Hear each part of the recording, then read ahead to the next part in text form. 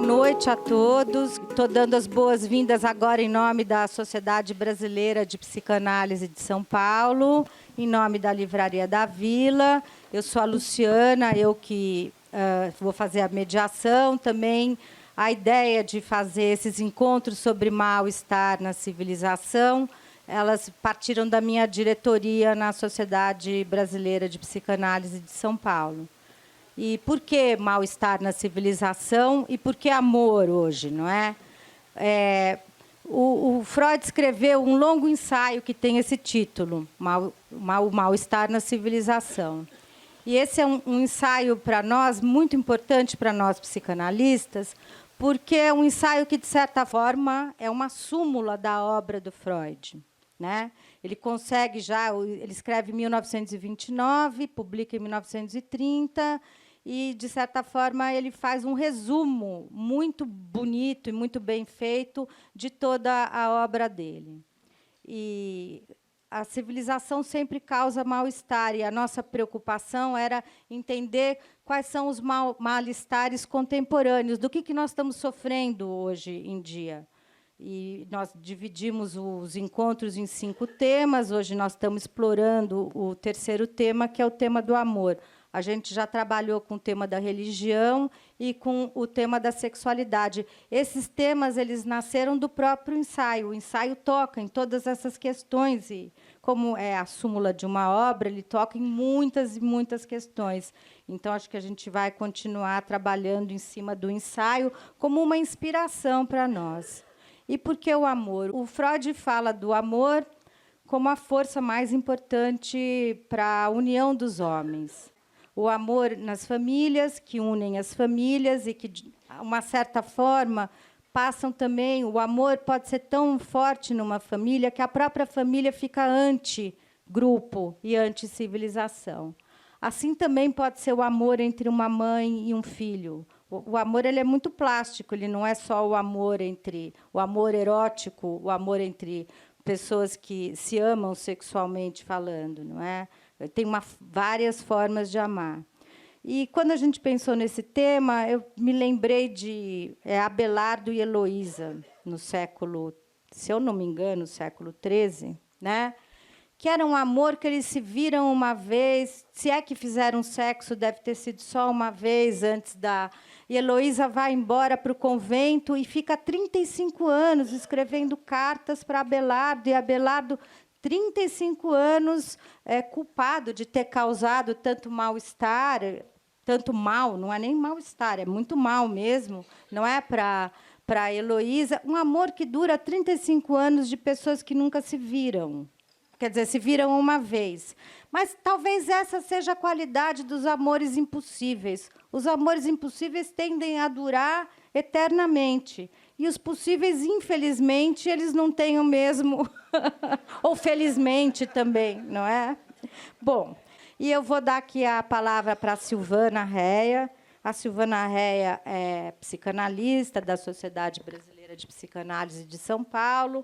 É minha colega de diretoria, atualmente ela é a nossa diretora científica, e eu queria falar o nome dos livros que ela já publicou, né? Os livros são muito bacanas. Ela também foi editora da Revista Brasileira, atualmente ela é diretora científica, e ela publicou Transformidade, Aproximações entre Arte e Psicanálise, que é da Ana Blume, da FAPESP, e Pelos Poros do Mundo, que é da EDUSP, também pela FAPESP. E agora a gente vai ter a oportunidade de ouvir ela falando sobre o amor. Obrigada. Bom, boa noite a todos. Eu queria agradecer o convite da Luciana, a Livraria da Vila, né, e a oportunidade de conversar aqui com o Christian, e para falar de amor, né? Bom, para a gente falar de amor como tudo que se refere ao homem, a gente sempre vai por um caminho que tem 2 partes, né? Uma parte é da ordem da cultura e a outra parte é da ordem do singular, né? Dos arranjos identitários de cada um, o jeito que cada um é, né? Então, como são dimensões inseparáveis da vida humana, eu vou caminhar na minha fala um pé em cada caminho, né? Então, vamos lá. Então, o amor como um princípio organizador da sociedade, ele é bastante recente. Até o século XIX, né, o amor não era algo tão importante, por exemplo, nas escolhas das uniões. Os jovens se submetiam à escolha dos seus pais e os casamentos eram pactos, geralmente organizados a partir de interesses de poder ou econômicos, enfim, intenções políticas, qualquer coisa por aí. Foi só no século XIX que o amor começou a ganhar importância, transformando as constelações familiares, transformando as convenções sociais. E isso se deu prioritariamente a partir do amor romântico, do século XVIII, que vai seguir pelo século XIX, e com a noção de sujeito, né, que também se dá nessa passagem, e principalmente no século XIX.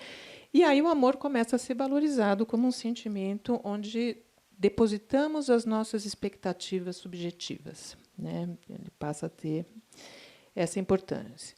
A gente também não pode esquecer que o século XIX também é marcado pelas lutas de emancipação feminina, né, que, aos poucos, né, modificaram, estão modificando as relações de gênero, mas que também permitiram que as mulheres pudessem entrar nesse jogo, né, de escolha de parceiros, né, de uma maneira mais ativa.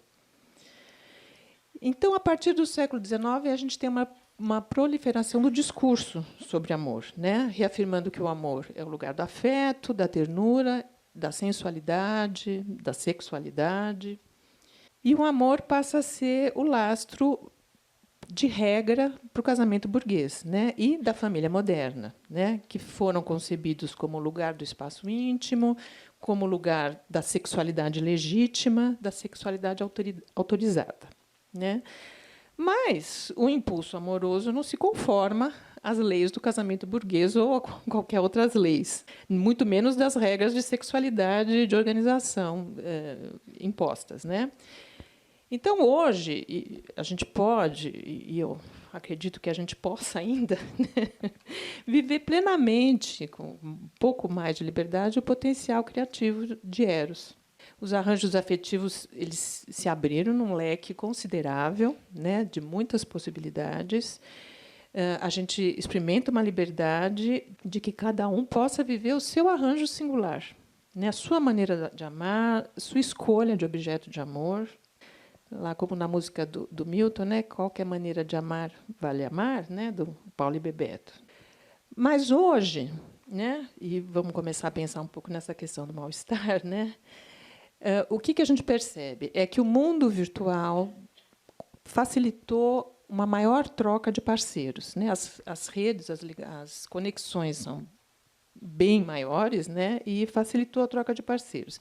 Interessante, na Folha teve uma entrevista do André Iorio, que é o diretor da América Latina do Tinder, né, daquele site de encontros, e ele disse em entrevista que cada vez é mais rápido e mais fácil conhecer mais pessoas, né? E à medida que essas barreiras entre as pessoas de espaço e tudo mais diminuem, as relações duram cada vez menos tempo. Aí o Byung-Chul Han, que vocês devem conhecer, que é um filósofo coreano radicado na Alemanha, que tem inúmeros livros publicados para pensar a contemporaneidade, né? Ele fala, olha, de fato, né, tem uma troca excessiva de parceiros, né, tem uma oferta excessiva de parceiros, tem uma troca excessiva de parceiros, mas isso pode mascarar algo que é anterior a isso, né? E ele vai dizer que a questão é que há uma erosão do outro, né? Que a questão da experiência da alteridade é que está erodida. E nesta experiência erodida, a ideia dela é que a gente vive uma sociedade onde o amor virou uma forma de fruição, né? Como um objeto de consumo reduzido assim a um prazer hedonista e que não leva em conta o outro, né? O que se espera do amor é que ele gere sentimentos agradáveis e excitações sem maiores consequências, né? Para a gente usar uma expressão do Bauman, né, que ele diz que vivemos tempos de furiosa individualização, né? O Bauman agora diz que, nesse cenário, a gente tem um mix, né? O desejo, querer ter um relacionamento, né? Mas, ao mesmo tempo, esse querer ter um relacionamento vem acompanhado do medo, da responsabilidade de que uma relação traz, né? E o medo de ligar-se ao outro enquanto o outro, né? Então, na ideia do Bauman, por isso que os relacionamentos ficam líquidos, né? Eles ficam nesse mix, né? Eles rejeitam a noção de compromisso, né? Para tentar dar um jeito, ao mesmo tempo, de atender a necessidade por uma ligação ou por um relacionamento, e também diluir essa relação e esse relacionamento para ele poder ser suportável. Também na Folha, né? Não preciso nem dizer que eu sou assinante da Folha, né? Eu não sei se vocês viram a colunista Flávia Boggio. Ela escreveu algo bastante interessante, que era ela contando assim sobre o término de um processo de análise dela, né?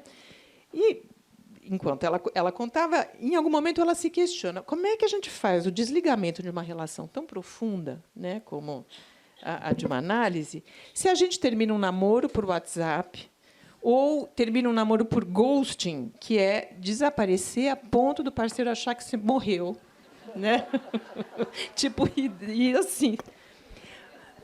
Bom, eu que sou mais velha do que algum de vocês, eu nem sabia que esse ghosting existia, né? No meu tempo era assim, dá um fora, dá uma tábua, era por aí, né? Então, eu acho que essa ideia desse ghosting, e entre as outras, traz a ideia do amor como uma maneira da gente considerar o outro, né? E aí, se a gente voltar um pouco para os anos 20, na obra do Freud, que é o período onde ele vai reorganizar a teoria das pulsões, na pulsão de vida e pulsão de morte, né? E ele vai dizer que a pulsão de morte é pura potência e ela é desligada. Então, ela precisa do amor para estabelecer essas ligações, né? Só para fazer uma ligação com o mote, né, do mal-estar na civilização, né, Lu, que é o tema dos encontros, né? Quer dizer, foi no mal-estar da civilização também que o Freud assinou embaixo de que a pulsão de morte, a pulsão destrutiva, era autônoma, né? E que, portanto, a malignidade em nós é um fato, né? Mas são as diferentes possibilidades de ligação, né, que a gente vai fazendo na vida, né, desde que a gente nasce, que vai dando as possibilidades de amar de cada um de nós, né? Por isso, né, essa liberdade que eu disse lá no começo, da gente escolher o objeto do amor e a nossa maneira de amar, é sempre uma liberdade relativa, né, porque sempre é uma escolha feita a partir dos arranjos identitários que a gente pode fazer, das diferentes combinações das pulsões dentro da gente, né, das diferentes identificações que a gente vai fazendo no decorrer da vida. Então, portanto, não existe amor puro, muito menos puro amor, né? Está sempre matizado, está sempre numa mescla. Se a gente for pensar em termos da cultura, a gente tem culturas, organizações sociais que, se estão a serviço de eros, ou da vida, né, a cultura pode funcionar como um suporte importante para as ligações amorosas, né? Mas isso também pode não acontecer. E eu acho inevitável a gente pensar um pouco de como é que está essa questão na nossa cultura. Bom, a gente pode considerar que o ser humano sempre precisou construir inimigos, né? Tem um livro maravilhoso do Umberto Eco que tem esse nome, Construir o Inimigo, né? Onde ele trata disso de uma maneira magistral, né? E por quê? Porque o inimigo fica o depositário da pulsão da morte da gente, né? A gente põe tudo de ruim nele e aí pode odiar à vontade, sem problema nenhum, né? Mas só que, às vezes, construir um inimigo não é suficiente, precisa demonizar, né, o inimigo. E se a gente olhar para a história da humanidade, a gente tem N exemplos, né? Temos, sei lá, os hereges, a mulher, o louco, os leprosos, os ciganos, os judeus, as bruxas, os homossexuais. A gente pode fazer uma lista, infelizmente, quase interminável. Mas hoje a questão talvez não seja tanto o diferente, mas a questão é a diferença, né? É a diferença que parece que não pode ser tolerada. Tem que ser eliminada, né? E eu acho que, nesse ponto, as redes sociais ajudam, né? Porque elas promovem um pouco um sistema de micro-apartheid, onde a gente acaba falando sempre entre iguais, como se a gente criasse comunidades de idênticos. E claro que a gente, se sentindo entre iguais, a gente também se sente protegido do ódio, né? O ódio do outro. Tem um livro de conversas também do Bauman com o Leonidas Donskis, que é um filósofo, e eles trazem um conceito bastante interessante, eu acho, para a gente pensar o que a gente está vivendo, que se chama cegueira moral. Eles falam de cegueira moral contemporânea. Então, eles dizem assim, olha, o mal hoje ele não está nas guerras ou em situações extremas apenas, né? Ele se revela na insensibilidade diária que a gente tem em relação ao outro, em relação ao sofrimento do outro. Então, o ódio e a miopia ética eles vão se esconder nas coisas mais banais da vida, né? Nas situações cotidianas, quando a gente se recusa a reagir diante do sofrimento do outro. E, para eles, isso que é a cegueira moral, né? E ela é muito parecida com aquela busca confortável daquele compromisso amoroso hedonista e de leve fruição, sem grandes responsabilidades com o outro, né? Porque a cegueira moral trata vamos dizer, de uma posição desumana ou indiferente, voluntária ou involuntária, né, perante o outro. E isso funciona também como uma fuga contra a dor, né, de você se defrontar com o outro e mais, com o sofrimento do outro. Então, o risco é da gente ficar entre a excitação hedonista e o ódio, né? E, desse jeito, fica a pergunta, e como é que fica o amor? Né? Porque será que a gente está no momento que a gente vai ter outra organização, outro organizador social que não seja o amor? Não sei, né? Porque quando tem amor, tem compaixão. Seja pelo meu parceiro erótico, ou seja pelo meu outro anônimo, né? E na experiência amorosa, a dor do outro me dói. Então, assim, a experiência amorosa traz a compaixão, a dor do outro me dói, né? E isso se dá pela experiência de empatia e de identificação. E aí a gente volta para o nosso bom e velho Freud, né, que diz que a identificação é a primeira experiência de laço amoroso que o ser humano tem. E é condição necessária para que alguém se torne, de fato, um ser humano e um sujeito, né? Então, é pelas identificações entre um e outro que começam essas primeiras ligações de eros, né, ou da pulsão de vida, né, do ser humano. Começa-se a ligar, né, aquilo que é potencialmente pulsão de morte, né? E aí que se dão as primeiras experiências de simbolização, de representação, né? Estamos falando de narcisismo, mas vamos passar pela tangente, né? E isso ajuda a gente até a pensar quais são as possibilidades simbólicas que a gente vive na nossa cultura hoje, né? Mas isso também dá uma outra conversa, né? Para terminar, eu acho incrível que, em pleno século XXI, né, a gente volte e encontre sentido ainda na resposta que o Freud deu para um Einstein, no artigo dele pequeno, Por que a Guerra?, que, na verdade, é uma resposta que ele dá ao Einstein quando o Einstein pergunta para ele sobre a destrutividade humana, se não teria uma solução, né, alguma coisa nesse sentido. E o Freud diz para o Einstein, se o homem, de fato, é habitado pela pulsão de morte, é importante nós investirmos em vínculos amorosos entre um e outro. E isso, eu acho que, infelizmente, está numa atualidade assim cruel. E é fundamental que os vínculos amorosos entre um e outro sejam investidos, para que a gente possa visitar o outro em sua alteridade, como uma terra estrangeira que a gente vai para conhecer, e não como um território que a gente entra para destruir, né? Que eu acho que aí faz toda a diferença, o amor. Obrigada.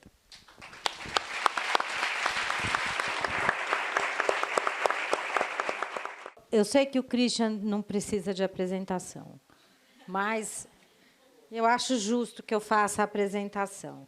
Ele é psicanalista, ele é professor catedrático da USP, e ele se notabilizou por ser por trabalhar a psicanálise para um grande público. E também ele tem um prêmio Jabuti, que não é pouca coisa, né, Christian? É o livro dele, de 2012. Estrutura e Constituição da Clínica Psicanalítica.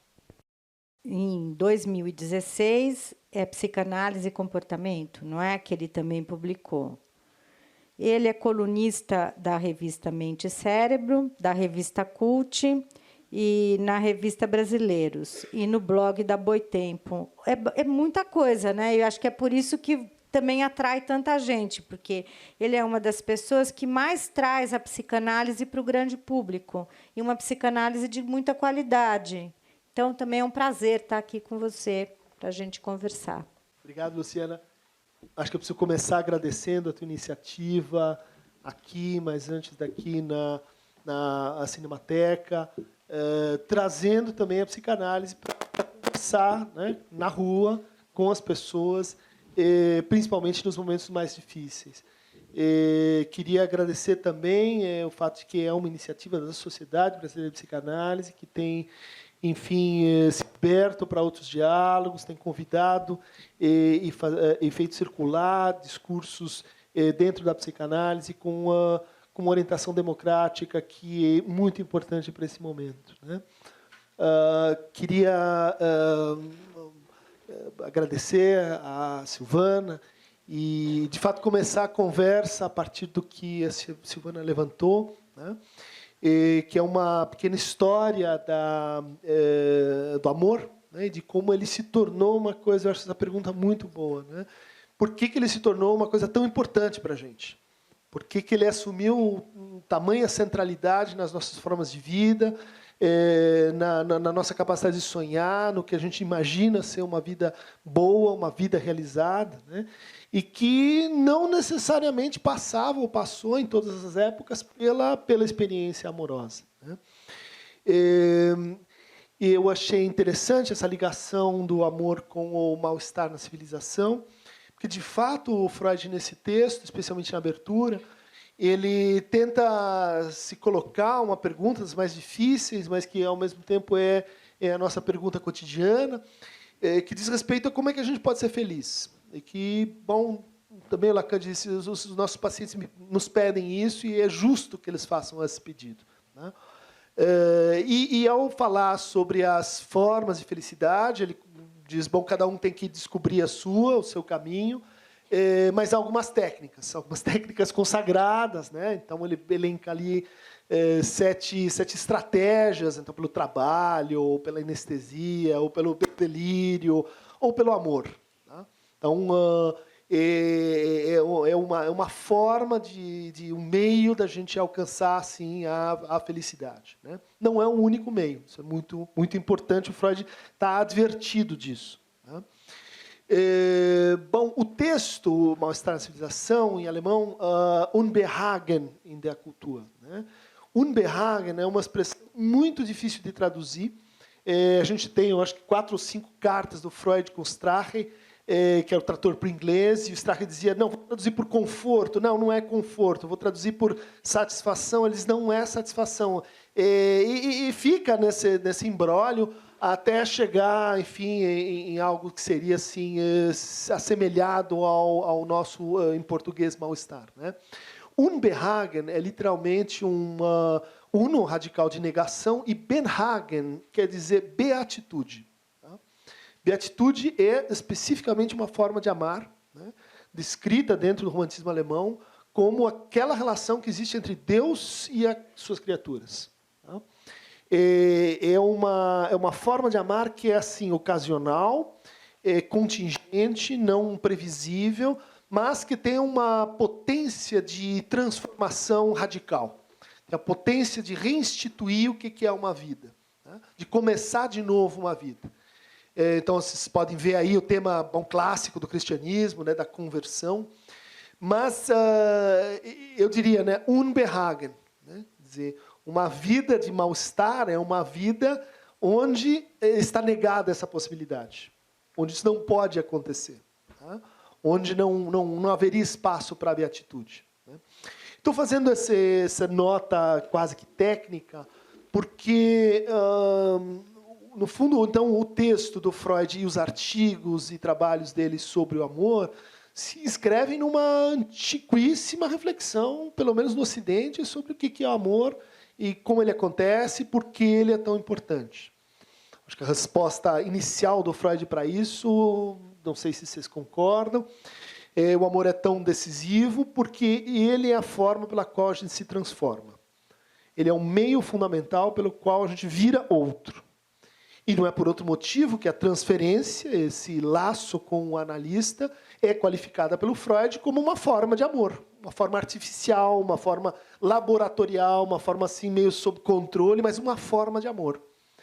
E nos textos sobre a transferência, quando perguntam para ele assim, mas e se é assim, é um amor, é uma outra coisa, que tipo de amor é esse? Ele responde da forma mais plácida. É esse amor que todo mundo conhece. Não tem nenhuma diferença. Né? A diferença está na maneira como a gente lida com ele, está na maneira com que a gente faz alguma coisa interessante com ele, e que, em geral, o neurótico, pelo menos, bom, o que ele faz com isso são sintomas, o que ele faz com isso são inibições, o que ele faz com isso são formas de angústia. Né? Bom, mas eu queria retomar essa inserção do Freud na história da reflexão sobre o amor, porque, classicamente, a gente tem 4 maneiras de pensar o amor, e, no fundo, talvez o amor seja uma fusão. Né? Vejam, a Silvana lembrou, né, essa ideia da pulsão de morte, a pulsão de vida como filia, a filia como essa tendência da gente a unir, a fazer um. Né? Eventualmente, a teoria freudiana do amor ela está unificando coisas que são um pouco diferentes. E essa seria assim, um efeito de estilo bastante elegante. Tá? Se a gente for voltar a um autor chamado C.S. Lewis, que é aquele cara que escreveu sobre Nárnia, vocês lembram? Contos de Nárnia e tal. E ela faz Four Loves, os 4 amores. Ela faz uma resenha incrível. Uma é a filia, que é essa que, vamos dizer assim, aparece no Freud como um amor terno, amor de pai para filho, da mãe para filho. É um amor, vamos dizer, que acontece dentro da família. Né? Contra e com esse a gente tem Eros. Né? Eros, essa função de unificação, essa função erótica, essa função ligada à sexualidade, e que para o Freud, do começo ao fim, está em luta com filia. Né? Como que a gente separa essas duas coisas e depois como a gente junta. Né? No começo elas estão ligadas, daí a gente aprende que o amor sensual vai para um lado, o amor terno pode ficar nessas figuras que nos introduziram no mundo, nos tiraram de desamparo. Então, com esse, é possível manter a ternura, é desejável que você mantenha a ternura. Mas Eros tem que ser separado de filia, para depois poder se reunir no que ele chama de escolha de objeto, quando a gente vai, então, na vida adulta, escolher alguém para amar. E essa escolha é tão difícil porque ela tem que reprisar aquilo que um dia estava junto, depois se separou e agora tem que se juntar de novo. Né? Bom, então, desse ponto de vista, Freud pegou 2 figuras do amor, a filia e Eros, mas tem 2 outras. Né? A terceira, que é a ágape, que é o amor que a gente podia traduzir por amizade. A ágape tem que ver com o ritual do banquete, que não está ausente da psicanálise. Tem um banquete totêmico lá em Totem e Tabu, que é quando a gente reatualiza o pacto social. A sociedade ela é feita por retomadas desse pacto. Esse pacto, olha só, não é filia, não é nem Eros. Esse pacto é ágape. É a força da amizade, que é um tema assim um pouco menor no Freud, não muito presente. Vez ou outra ele fala da amizade como esse laço de aliança e colaboração mútua que a gente tem, por exemplo, no trabalho de conquista da natureza. A 4ª forma de amor é a caritas. Caritas é o amor que os deuses têm pelos homens ou que os homens têm pelos deuses. Ou seja, um amor opaco, um amor onde o outro é incógnito, um amor onde o outro é meio que construído. Né? Um amor que tem que ver justamente, e aí eu volto à minha nota técnica, com o Behagen, tem que ver com a beatitude. Né? Bom, todo o nosso drama, de certa forma, então, é pensar as disjunções e as reuniões dentro das diferentes modalidades do amor. O Freud pensou, assim, metodicamente, 2 problemas da vida amorosa. Se a gente pegar os textos de 1912, Psicologia da Vida Amorosa, Gradiva de Jansen, também Mal-Estar, Mas Futuro de uma Ilusão, sistematicamente ele tem 2 perguntas, né? Primeira pergunta é assim, como que o amor começa? Como é possível que a gente ame alguém? Né? E aqui a resposta é bem engenhosa. Porque ele vai dizer assim, primeiro, a gente aprende a amar. Segundo, as primeiras experiências têm uma função decisiva nisso. Terceiro, amar é repetir. Uma vez que a gente ama, a gente aprendeu a amar, o que a gente faz, a gente repete aquilo. A gente ama de novo, como uma vez a gente foi amado, como uma vez a gente amou, como uma vez a gente foi, enfim, o oposto do amor é também a indiferença. Né? São as 3 gramáticas amorosas. Quando a gente ama, a gente quer o quê? Quer ser amado. Quer sair dessa posição ativa e inverter-se com aquele que a gente ama. Mas também o amor é o oposto do ódio. Mas é um oposto, vamos dizer, dialético. O amor, ele inclui, ele não é feito de uma outra substância quando a gente o compara com o ódio. Ódio e amor não são verdadeiros opostos, são falsos opostos. Por isso que há formas de relacionamento assim, meio macabras, em que quanto mais um odeia o outro, mais eles estão juntos. E muitas vezes precisam se odiar para lembrar que eles se amavam. E, bom, isso dá um enredo bastante constante na clínica. Mas a oposição real, diz o Freud, é entre amor e indiferença.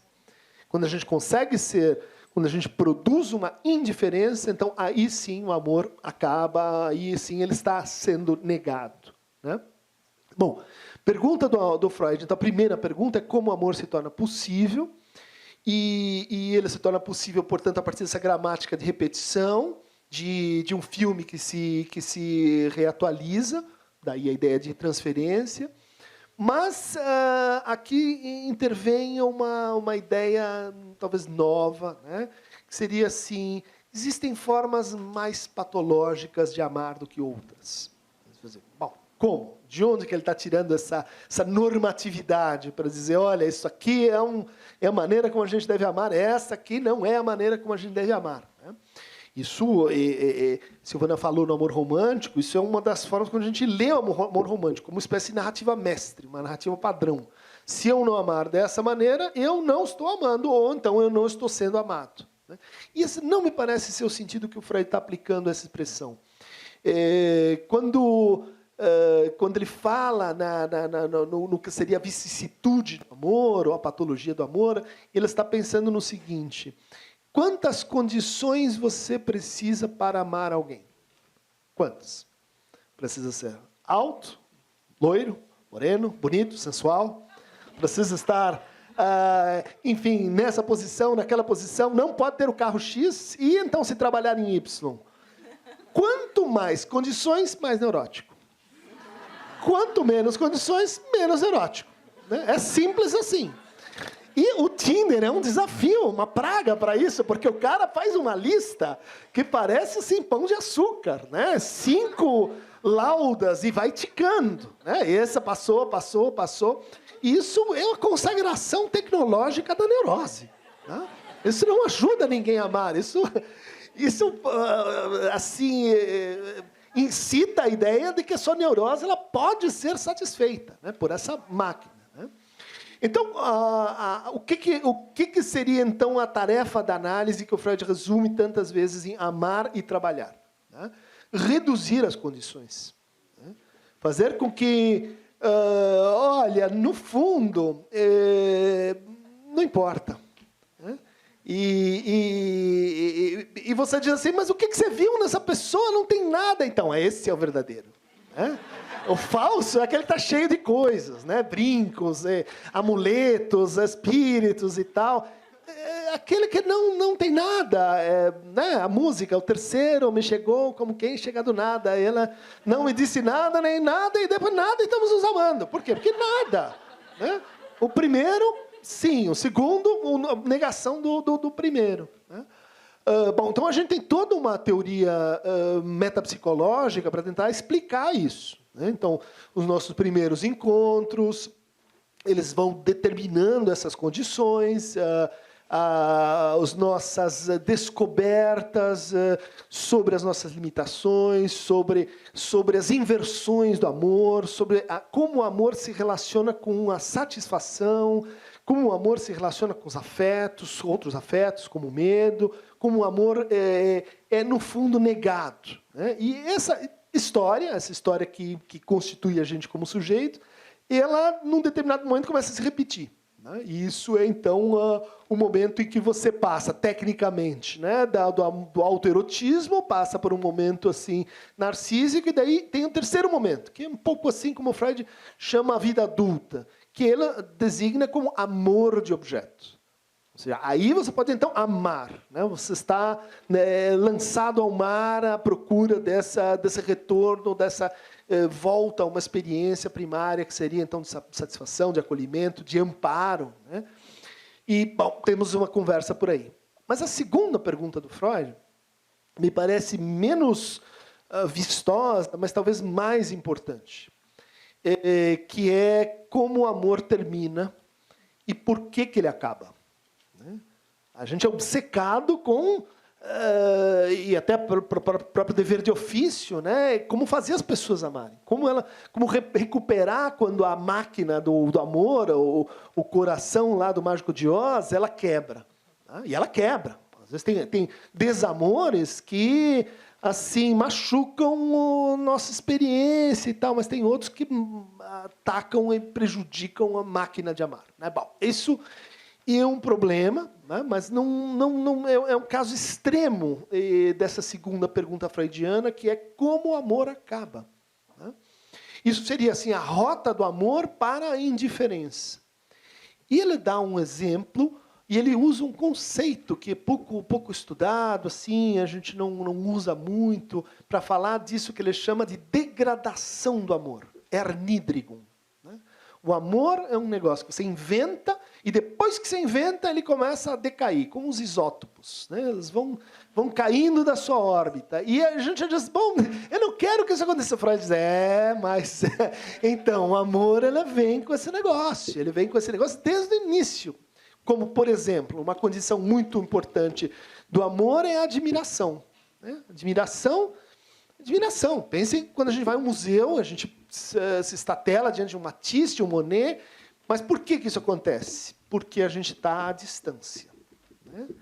Para admirar, a gente está à distância. Se você chegar a um palmo na frente de Guernica, você não vai admirar nada. Você só pode admirar à distância. Só que quando o amor dá certo, o que acontece? A distância diminui.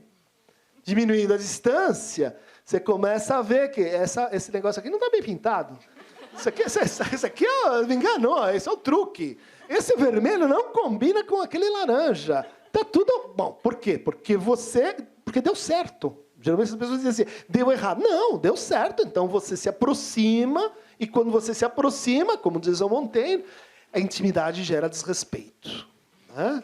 Você chega perto e não pode ser aquilo que desencadeou. Então, logo nesse primeiro start, você começa a entrar em degradação do objeto amoroso. O texto chama sobre a mais geral degradação do objeto na vida amorosa.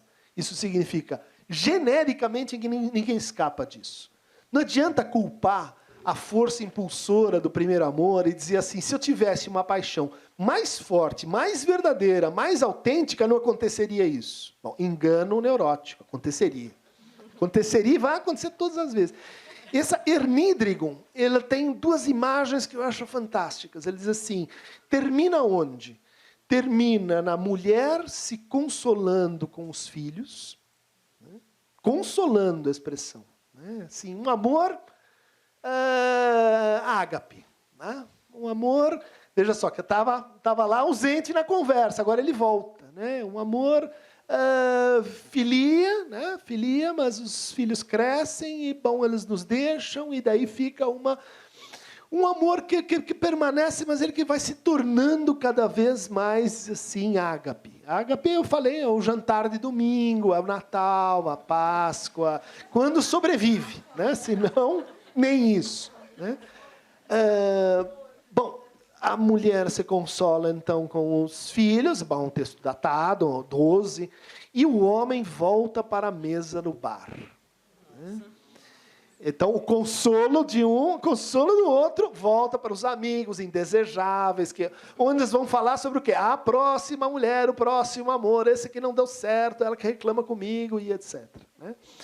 Ele usa um qualificativo pesado para falar no que acontece com a mulher especificamente. Ele diz assim, a mulher se transforma num dragão. Né? Num dragão, quem gosta do Game of Thrones, né? vai ver realizada essa imagem, né, da mulher que se transforma. E a gente volta nessa ideia com a qual introduzi o nosso tema, né, de que o amor ele é importante porque ele transforma as pessoas para o bem e para o mal. Não pensaram nisso, né? Você fala em transformação, eu quero, entrega mais 2 lá em casa. Não, tem a outra transformação, a transformação em dragão. Né? Essa degradação, então, faz a gente pensar que, assim, se o começo do amor ele está marcado pela condições de possibilidade, ele é um amor possível ou não possível, o que vai destruindo o amor é que depois que ele se constitui, ele muda o seu registro modal, o seu registro lógico. Ele não é mais uma contingência. De todas as pessoas, já pensaram nisso? De todas as pessoas que existem no mundo, no Tinder, você encontra uma. E é aquela. E daí seu amigo fala, não, muda para outra, porque você encrenca. Você fala, não dá, cara, agora ferrou, porque é essa. Né? Quer dizer, então, você tem algo ali que é de uma condição possível, mas que no momento seguinte se torna o quê? Necessário. E o amor necessário é o início do amor que está em degradação. Pergunte para aquelas mães que dizem, olha, filhinho, eu só quero uma coisa nessa vida, que você ame a sua irmã. Receita certa para ódio infinito. Não tem nada pior do que a necessidade de amar, a obrigação de amar. E é isso que, de certa forma, a gente quer quando quer eternizar esse momento, esse instante, esse acontecimento, que é o encontro contingente. Né? Bom, então, essas são as 2 perguntas. O Freud vai dizer, quanto mais neurótico, mais rápido se dá essa repetição, essa degradação, né, essa ernídrigon do amor. Quanto menos neurótico, bom, mais longa a laçada. Mas, no fundo, o que a gente está falando, essa é uma ideia que eu quero discutir com vocês, relacionamentos longos, eles não são um só, são vários. Porque eles acabaram e começaram de novo. E a gente nem percebeu, às vezes. Né? Faz outro pacto, muda, quebrou, mas a gente vai em frente. Existem os não relacionamentos, né? Os relacionamentos onde o amor de fato acabou e você só está empurrando o carrinho do supermercado. Mas tem aqueles que acontecem de novo com a mesma pessoa. Né? As pessoas se casam várias vezes com a mesma pessoa. Unfortunately, isso parece uma coisa assim do Hades grego, mas as pessoas se casam mais de uma vez com a mesma pessoa. Posto essas 2 perguntas, eu diria assim, estão faltando 2 outras. Tá? Onde é que a psicanálise pensou o ágape, a amizade, né? E onde é que a psicanálise pensou o caritas? Né? Para a gente passar a conversa, eu rapidamente diria assim, Winnicott foi o autor que pensou esse amor na dimensão do ágape, né? Na dimensão da convivialidade, da mutualidade, da mistura, da ambiguidade, do comum pertencer. E Lacan foi aquele que pensou o amor na dimensão da caritas, da doação radical, né? Que é como ele define o amor, que é dar o que não se tem a quem não o pediu. Tá? Imagine isso. Né? Amar é dar o que você não tem para quem não pediu. Né? Tirando a teologia de lado, é como a gente imagina um estado assim de beatitude, de não complementaridade, de não simetria dentro do par amoroso. Obrigada. Eu sou Anderson, psicólogo. Gostaria de saber se a monogamia é considerada, pode ser considerada uma ilusão de um mal-estar na civilização. Então, vamos pensar o que a gente está chamando de monogamia, né? E essa palavra ela tem uma aura assim de regra, de obrigação, né? Aposto que ninguém aqui pensou naquele casal que, assim, livre, espontaneamente, sem nenhuma tentação, que jamais acontece, escolhe um ou outro e daí vive uma vida monogâmica, né? Eu acho que essa pergunta ela se endereça a uma certa normatividade, né? Quer dizer, tem que ir uma por vez e não pode trair, né? Veja que isso é de uma relatividade antropológica insustentável, né? Quantas culturas a gente não tem, então, a poligamia, cruzada, o levirato, a gente tem, enfim, nos costumes humanos, eu acho que a monogamia ela foi assumindo assim um horizonte numa cultura que se expandiu, de certa forma se tornou hegemônica, então não há nenhum motivo para a gente dizer isso tinha que ser obrigatório, universal, necessário, né? Mas essa é a questão do Freud de mal-estar na civilização. Ele diz que tem 3 coisas que fazem a gente, mais do que sofrer, né? A gente se deparar com esse impossível de ser superado. Primeiro é a degradação dos corpos, segundo é a ação da natureza, terceiro é a imperfeição das nossas leis, né? E entre, então, a imperfeição das nossas leis, a gente tem... vamos acabar com a bagunça? Então faz monogamia. Ou seja, aquilo que era ruim ficou pior. Não? Aquilo que você inventou para consertar um probleminha se torna uma máquina de determinação e geração de mais e mais sofrimento, né? Eu não resisto a lembrar que ontem estava num debate no Itaú Cultural com a Maiana Zatz. A Maiana é talvez a nossa maior geneticista. Se a gente tem uma chance no Nobel, e tem que sair agora, porque ia ser muito gostoso, ou é o Miguel Nicoleles ou é a Maiana Zatz, né, que trabalhou no Projeto Genoma, enfim. E ela contou uma coisa incrível. Ela falou, olha, a gente trabalha com aconselhamento genético e, assim, 10% dos filhos não são. Não são geneticamente, ou seja, a origem delas, alternativa A, santos e anjos, alternativa B, a monogamia é uma lei feita para ser transgredida, né? Acho que não há nada na psicanálise que justificaria ou coisa assim. Anderson, mas eu vou pegar por uma outra via. É que eu acho que a gente tem liberdade para fazer os pactos que forem interessantes para as duplas que se formarem, inclusive a monogamia, né? A questão é se é uma exclusividade, porque aí sim, né, a gente está em outro lugar, mas ela é uma opção dentre todos os pactos possíveis entre as pessoas. Já que estás falando de monogamia, eu gostaria de saber se é possível amar duplamente, isto é, 2 pessoas ao mesmo tempo. Truco 12. É isso. O cara já abre com o zap e daí vem a manilha, né?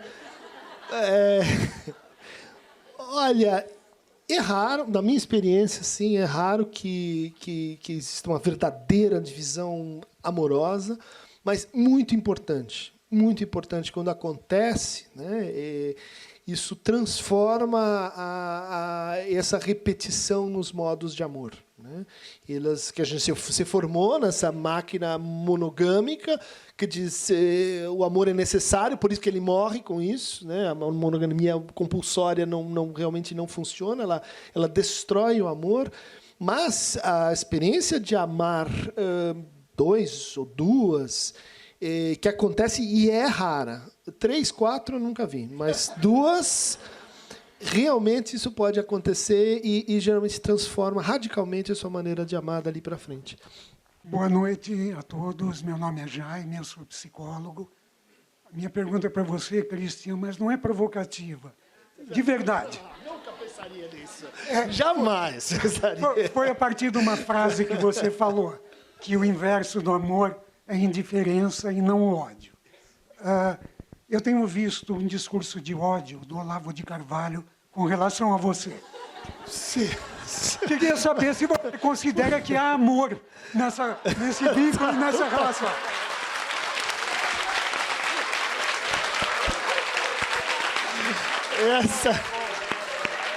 Eu esperava quase tudo, menos essa pergunta.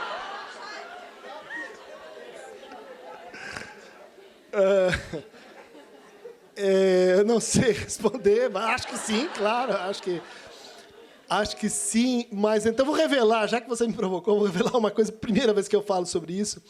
O Olavo de Carvalho me processou, juridicamente. Crime de defamação, injúria e qualquer outro. Que nem a Caetano Veloso. Estou em boa companhia, pelo menos. Mas, então, são 47 páginas de arrazoado dizendo por que Balson calhorda, X e Y e tal, canalha, isso. São coisas que assim são estranhas ao universo do direito. Ninguém que quer realmente assim processar o outro fala que ele é bobo, que ele é um idiota, né? Fala do que ele fez e tal.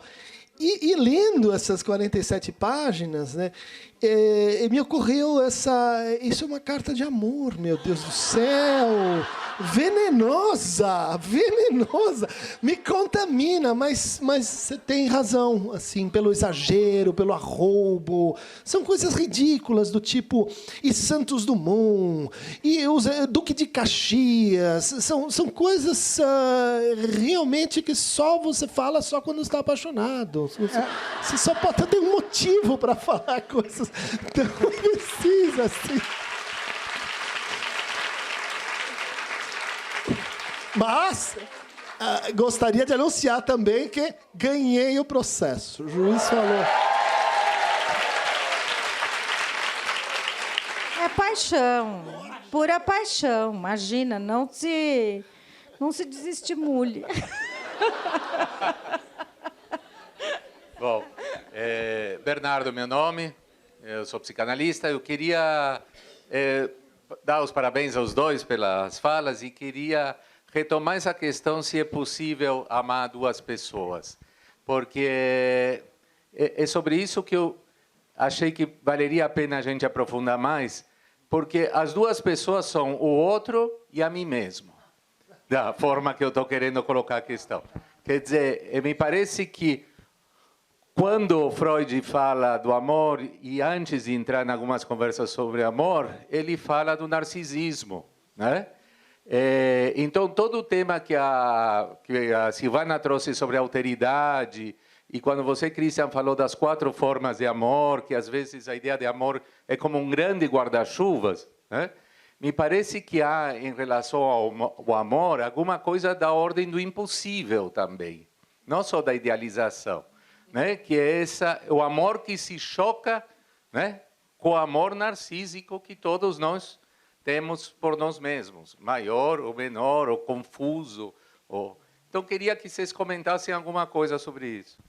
Por associação livre, né? Ontem a gente teve uma discussão lá na sociedade e tinha algo interessante que me fez lembrar quando você falou que cada vez mais a gente vê no consultório casais, 2 profissionais cuidando das suas vidas, casais que se dão muito bem e que decidem ter um filho e que se separam em seguida, né? Cada vez mais comum, né? O que faz a gente pensar o que é a união dessas 2 pessoas que não tolera a chegada de um terceiro? Ou seja, enquanto são 2 pessoas que se amam, estão juntas, mas que têm uma dose muito grande do amor narcísico, porque enquanto eu estou na minha vida fazendo, o outro está fazendo a dele, a gente se cruza quando a gente quer, quando é bom e tudo mais.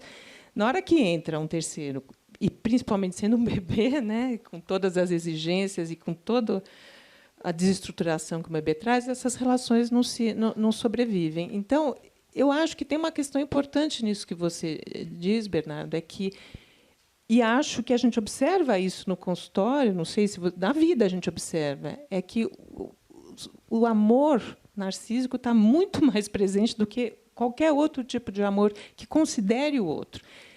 Considerar o outro, que eu quero dizer, é no sentido mais profundo do que é você estar com uma pessoa diferente de você, porque qualquer outro nosso é diferente de nós.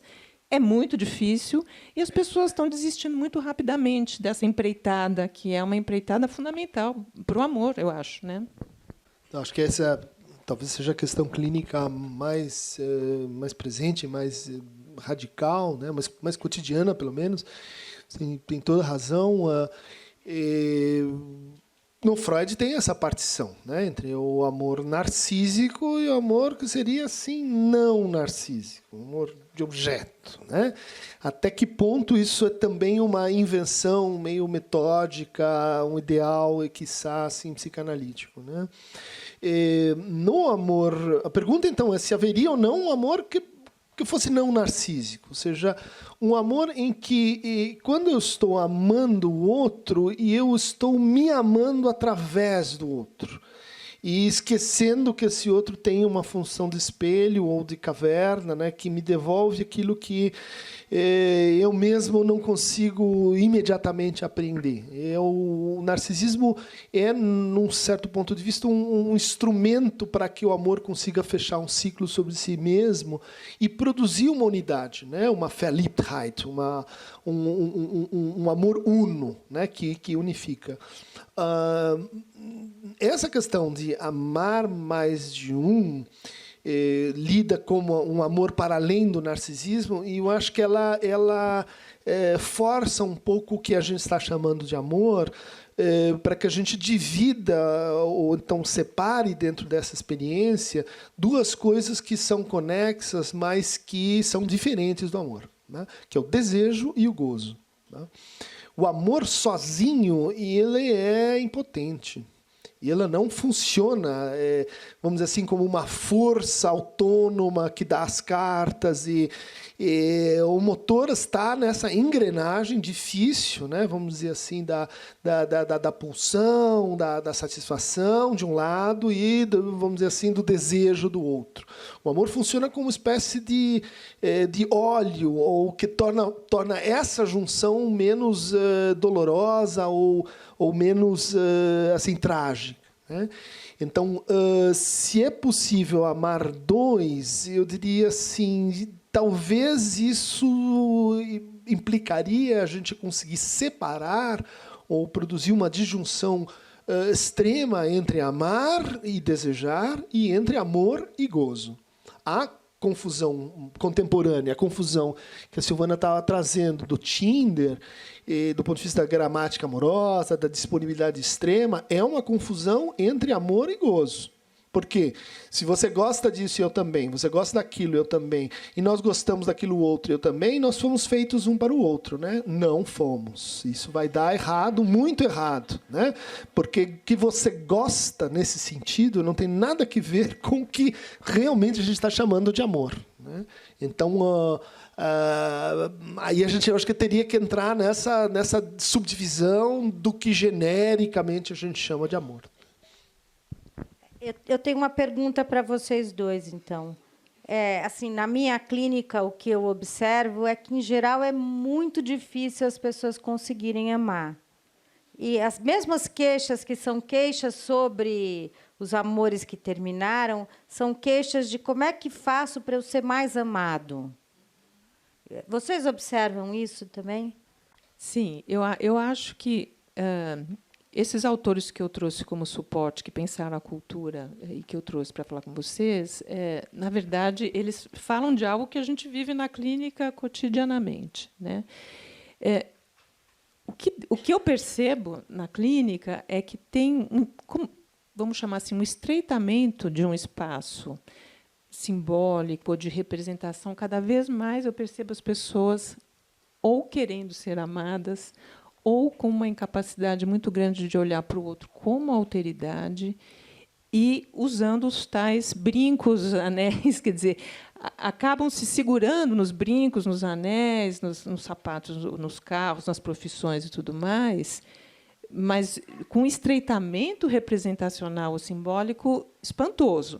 isso eu acho que é algo que é da cultura contemporânea. Né? Você estava falando da distância da obra de arte. Quer dizer, a gente precisa ter um distanciamento da obra de arte para ver a obra, mas principalmente para você criar um espaço entre você e a obra, que é um espaço representacional. Ali, naquele espaço entre a tela, que seja a Guernica, e você vai criar um universo simbólico para você entrar em contato com aquela obra. Esse espaço está cada vez mais estreito. Então, acaba acontecendo isso. Quer dizer, ou fica totalmente narcísico, o outro completamente erodido como uma experiência do diferente ou do confronto com o diferente. E qual é a grande riqueza do confronto com o diferente que todo mundo acaba perdendo quando não entra nessa? Que, quando eu me confronto com o diferente, ele me mostra uma face minha que só através dele eu tenho acesso. Né? Não tenho uma experiência especular 360 graus de mim mesma. Né? Então, isso se perde. Né? Eu acho que é por aí. Olha, perfeita a tua colocação, Luciana. Realmente, isso é uma coisa que me intriga. Você deu palavras para isso, né? De o quão assim monótono, repetitivo, insistente é essa posição de que por que o outro não me ama? Por que o outro não me ama mais? Por que o outro não me ama naquele tempo que eu quero? Por que o outro não me ama? E raríssimas vezes a gente vê, e quando aparece, você diz, o cara está curado. Essa pergunta, como é que eu faço para amar mais o outro? Como é que eu seria capaz, o que eu tenho que inventar na minha vida para ser capaz de amar mais o outro? Não tem. É incrível como assim é uma equação importante, decisiva, consome a maior parte do nosso tempo, do nosso investimento assim libidinal, mas a gente não faz essa pergunta, né? Sua Majestade o bebê é sempre essa posição, né? O que você pode dizer assim? Eu estou me esforçando, eu estou fazendo a minha parte, mas a pergunta, a questão, assim, como é que a gente faz para amar mais o outro? Né? É diferente de vou na academia porque daí fico bonitão e aí o outro me ama mais. É outra coisa. Quer dizer, porque esta pergunta implica na pessoa se questionar sobre a própria capacidade de amar. Né? E é isso que não é posto em questão. Né? Amar é muito difícil. Mas tem tá, é verdade. Mas tem algumas receitas, eu diria assim, que já estão aí no mercado faz tempo. E o intrigante é por que a gente não usa elas, ou por que não é mais claro. Que, por exemplo, o amor é uma coisa que tem que ver com dizer, com palavras. O amor acontece quando a gente fala sobre amor. Acho que você estava falando do romance romântico, ele é fundamental para esse lugar que o amor tem para a gente, porque ele ensina a gente a falar sobre isso. Assim como o trovadoresco, o provençal, o amor... você faz a genealogia do amor e você encontra o quê? A genealogia das formas de falar sobre a coisa. E quando estava vindo para cá, eu estava lembrando de Fragmentos de um Discurso Amoroso, que me parece um livro assim propedêutico. Você quer falar sobre amor, tem que ler esse negócio. Né? E por que esse negócio chama Fragmentos de um amor, de um discurso amoroso? Porque parece que o discurso sobre amor jamais passa da condição de um fragmento, de que ele não foi dito todo, de que, bom, ele me deixou, mas eu tinha palavras por dizer, e essas palavras por dizer são signo do amor que tinha por esse que me deixou. Ou seja, a ideia de que o amor é uma coisa que acontece porque você fala, me parece totalmente abolida, sim, da civilização, no sentido de que, sim, não, mas eu sinto. Eu sinto. Ela sabe que eu amo ela. Não preciso falar. Né? Quando estava falando do ghostização, ghosting, e eu lembrei daquele filme Ghost, que para nós, né, para outros não, mas para nós é um filme que ensina, né, algo sobre amor. E fazer. Você vai escolher cerâmica ou amor, tá? O vaso, o vazio interior, é uma imagem linda. Mas aquele filme tinha, para aqueles que não lembram, né, um casal que obviamente se ama e daí ele morre e vira um fantasma e se você não faz análise, encarna no seu próximo amor, diz a internet. Mas tem uma passagem desse filme que é muito interessante, porque ela diz para ele, né, ao longo de toda a história, eu te amo. E ele responde, eu também, idem. Ou seja, estas palavras parecem impossíveis para determinados seres humanos. Eu te amo. Porque quando você fala, isso muda a tua relação com o outro. E é engraçado que isso não aconteça quando você diz eu gosto de você, estou curtindo, super legal. Tem um poder ainda nessa declaração que eu acho muito, muito interessante, que não sei, comprova essa ideia de que o amor é uma coisa que se faz com palavras, né? Talvez só uma nota sobre a indiferença, né? Que me parece um tema muito importante para o contemporâneo, para relações virtuais, né? Para modalidades de narcisismo, como falava o Bernardo, que assumem um semblante de indiferença, né? Então,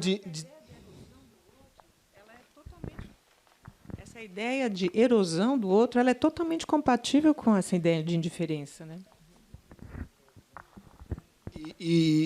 Mas eu falo assim de uma verdadeira indiferença e de uma falsa indiferença, de uma indiferença calculada, uma indiferença que virou, a gente vê um pouco acompanhando clínica com adolescentes, né, que virou uma moeda, né, a arte da indiferença, a arte de não ir àquela festa que você quer ir só para produzir um. É outra coisa que movimenta, né? Não, aí é outra coisa que movimenta. Não é falsa indiferença porque é movimentado pelo amor e pelo ódio, pela paixão. Mas é o jogo amoroso também, não é? Sim, de se metaforizar, de se, enfim, negar para se afirmar e como ela estava dizendo, para criar falta, para criar a experiência de vazio, de saudades, essas diferentes de vingança. Tá valendo, tá valendo. Mas me parece assim que tem uma confusão importante, voltando assim, a diferença entre amor e gozo, né? Porque a nossa cultura ela se tornou extremamente sensível, né, às modalidades diferenciais de gozo. Então, se você não gosta então se você é por aqui e eu por ali, quer dizer, como se isso fosse assim o nosso modo básico de relação com o outro, né? Se nós gostamos das mesmas coisas e aí é uma espécie assim de intolerância que tem que ver com o quê? Com falta de indiferença, né? Com a incapacidade de, enfim, se relacionar com o outro com uma certa indiferença relativa a isso, né? E, do outro lado, há vamos dizer assim, uma falta de indiferença aqui, um excesso de indiferença que parasita as relações amorosas, né? Que exige da gente uma rapidez, por exemplo, para a separação, que é incompatível com a nossa subjetividade, né? Então, se você não faz o luto em 15 dias, você tem um problema. Se você continua pensando nele depois de um mês, você tem outro problema. Quer dizer, a gente é forçado a produzir a indiferença numa velocidade maior que a gente pode entregar. E isso gera, assim, patologias do amor, como ressentimento. Eu tenho uma pergunta de um amigo. Não é isso.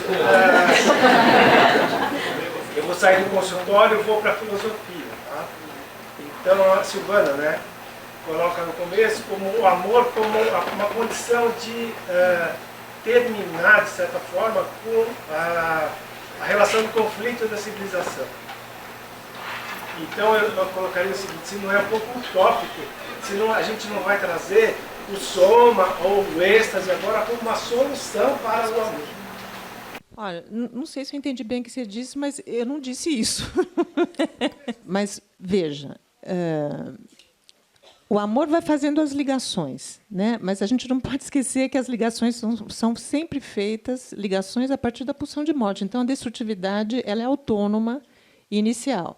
Então, a gente vai matizando, né? Claro que quanto mais possibilidade de amar o meu próximo, não preciso nem falar do meu parceiro, falo do meu próximo, da pessoa que está aqui, eu tenho mais chances, não sei se de evitar conflito, mas de poder, pelo menos, lidar com o conflito de uma maneira diferente. Não sei se amenizar, mas respeitar a diferença, poder ouvir coisas que a gente não está fazendo faz algum tempo, né? Então, é nesse sentido. O amor, se não é esse amor totalmente narcísico, ele implica em você lidar com a diferença e com o diferente. Não tem jeito. Isso é muito difícil. Mas é o único jeito da humanidade conviver, os homens conviverem juntos, um pouquinho melhor, né, do que em guerra ou do que processando, ou, enfim, essas coisas que a gente está vendo por aí, né? Eu vou seguir essa ideia do amor como um antídoto para o conflito, né? E pensando assim, por que será que isso acontece? Né? Por que, de fato, em tantas situações a gente vê conflitos abertos, conflitos maltratados, e você de fora ali, né, vendo a partida acontecer, às vezes falta amor, um pouquinho mais de amor resolvia, mas o que a gente quer dizer quando a gente diz ali falta amor? Por que o amor resolve conflitos ou trata e faz a gente passar da destruição para a união? Uma ideia é de que existe uma dialética. O amor ele tem uma estrutura dialética, né? Em vários planos, mas vamos pensar na figura mais simples de que a gente se apaixona pelo outro, né? Então a gente está muito orientado para ele, ele se torna uma figura diferente do que ele é pelos nossos olhos, a gente se imbeciliza, tem uma regressão cognitiva, a gente cria com isso, né? Mas o que a gente quer dentro desse amor? Veja só, mudei a pergunta. Estou te amando mais, o que eu quero com esse amor? Eu quero que você me ame. Então, mas veja, o ponto de partida é eu te amo. E daí eu espero que eu pare de te amar e que você me ame na medida que você assume o lugar assim ativo nessa história.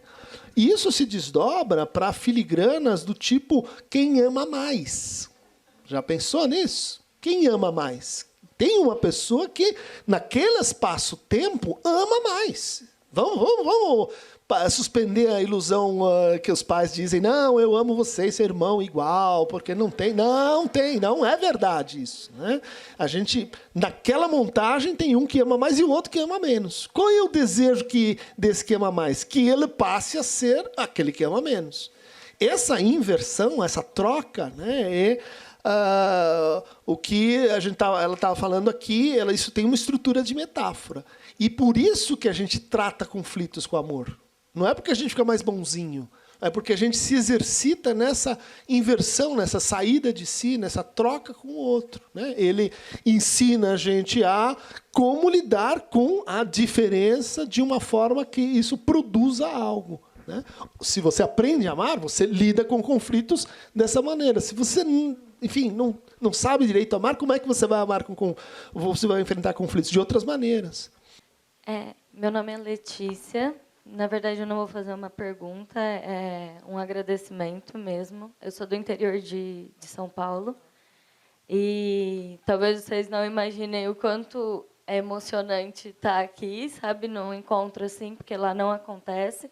Sou estudante de psicologia, estou no quinto ano e quero agradecer muito, muito mesmo, porque eu estou com o meu primeiro caso na clínica, que é extremamente assim, cabuloso e é muito envolto pelo amor, realmente. Então, hoje foi assim um aprendizado maravilhoso e obrigada.